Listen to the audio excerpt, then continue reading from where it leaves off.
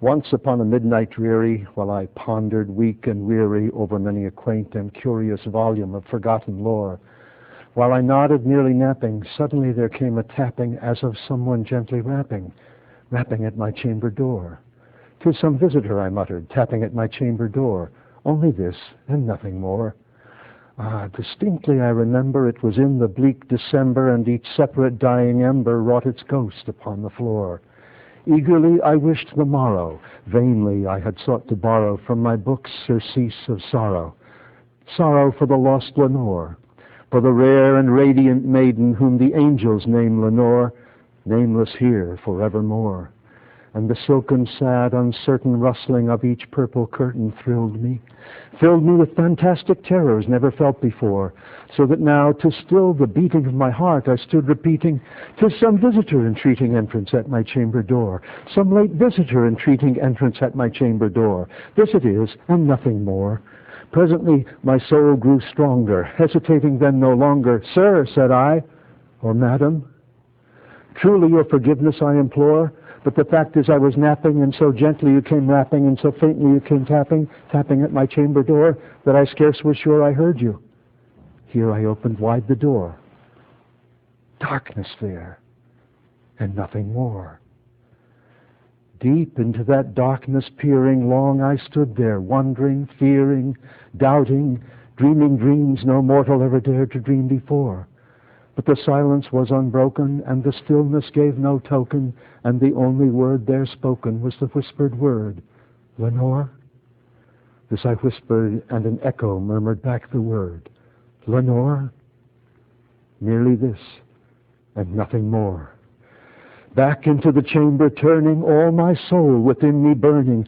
Soon again I heard a tapping somewhat louder than before. "Surely," said I, "surely that is something at my window lattice. Let me see then what thereat is, and this mystery explore. Let my heart be still a moment, and this mystery explore. 'Tis the wind, and nothing more."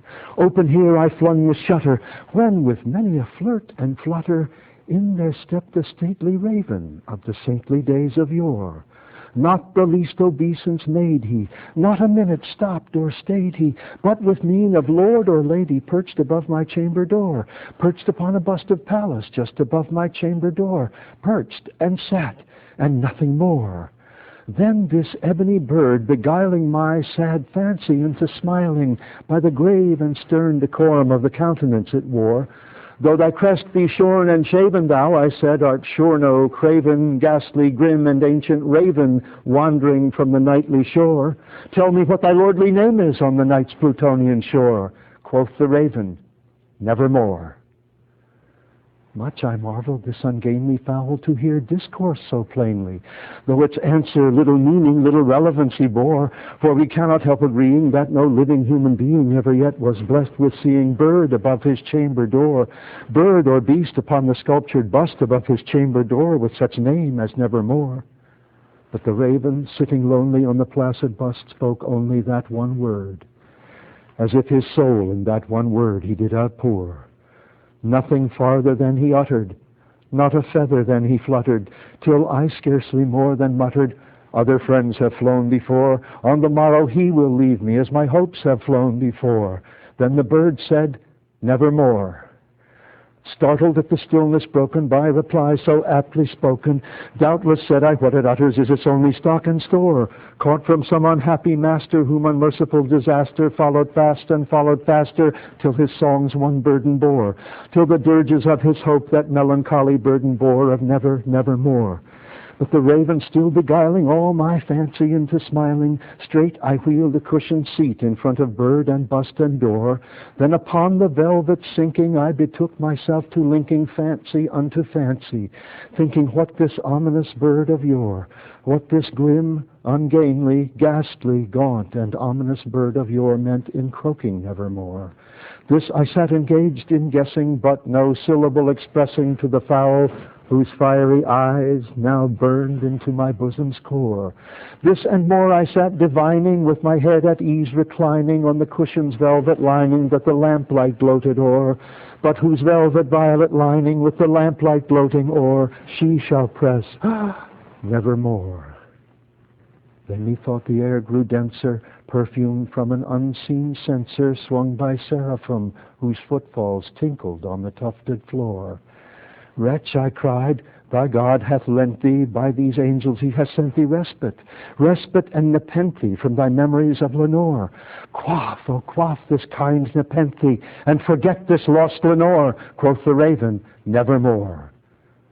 Prophet, said I, thing of evil, prophet still if bird or devil, whether tempter sent or whether tempest tossed thee here ashore, desolate, yet all undaunted, on this desert land enchanted, on this home by horror haunted, tell me truly, I implore, is there balm in Gilead? Tell me, I implore. Quoth the raven, nevermore.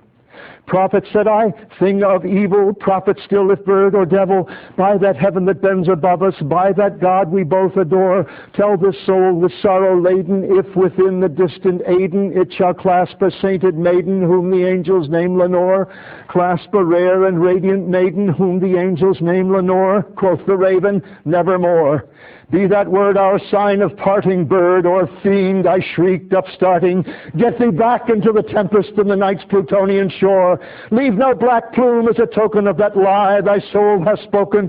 Leave my loneliness unbroken. Quit the bust above my door. Take thy beak from out my heart, and take thy form from off my door. Quoth the raven, nevermore. And the raven, never flitting, still is sitting on the pallid bust of Pallas just above my chamber door. And his eyes have all the seeming of a demon's that is dreaming, and the lamplight o'er him streaming throws his shadow on the floor. And my soul from out that shadow that lies floating on the floor shall be lifted nevermore.